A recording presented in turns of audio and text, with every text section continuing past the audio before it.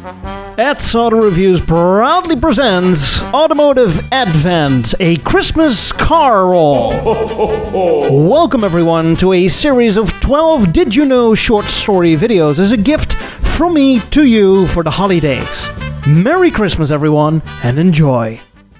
Tailfins were all the rage in the late 1950s in the United States. The year 1959 is often seen as the literal peak of the fin, with such instant classics like the 1959 Cadillac and the 1959 Imperial trying to fight for the title Who's Got the Biggest.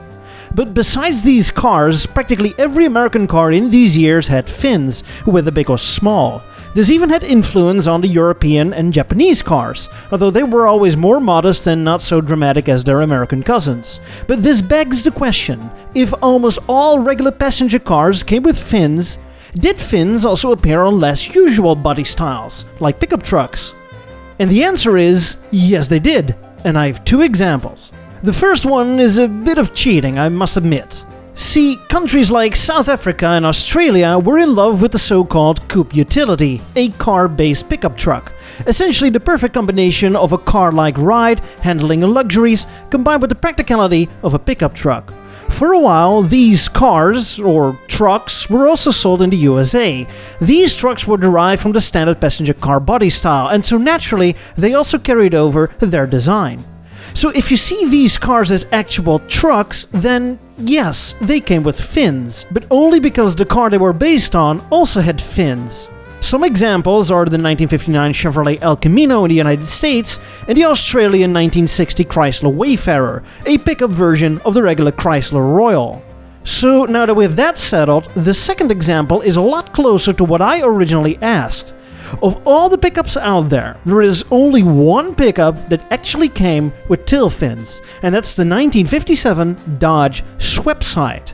The Sweptside was Dodge's version of the upcoming luxurious and personal pickup truck. These were trucks that weren't only useful on the job site, but also on your own driveway at home. For instance, Chevrolet also had a similar model with the Chevrolet Camino Carrier, a pickup with rear-end styling inspired by regular passenger car Chevrolets. Anyway, Dodge, and therefore the Chrysler Corporation, was all about the forward-look styling with soaring fins, and so the Sweptside was Dodge's personal pickup offering, featuring a front-end styling somewhat inspired by mid-50s Plymouths, think of the hooded headlights, and the rear end was simply taken from a 1957 Dodge station wagon. This styling would last until 1960, when styling was changed to become more generic, losing the fins.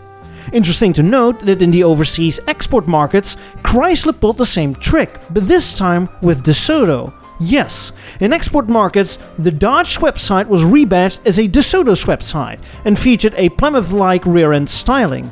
So technically, there are two pickups out there that had fins. As a bonus, I also included this picture. It shows a design proposal for what is called a Chevrolet Daytona. Not much is known about the project other than it could have been a successor of the Chevrolet Camino Carrier. If it was released, it would have been the second or third pickup featuring fins that looks a lot like those from a Cadillac.